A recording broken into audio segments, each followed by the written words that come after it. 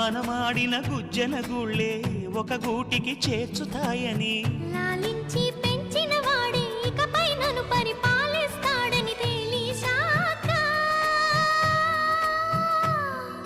నువ్విక్కడుండి నేనక్కడుంటే నువ్విక్కడుండి నేనక్కడుంటే ఎంత కష్టం. నువ్వు నేను కలిసుంటేనే నాకెంతో ఇష్టం.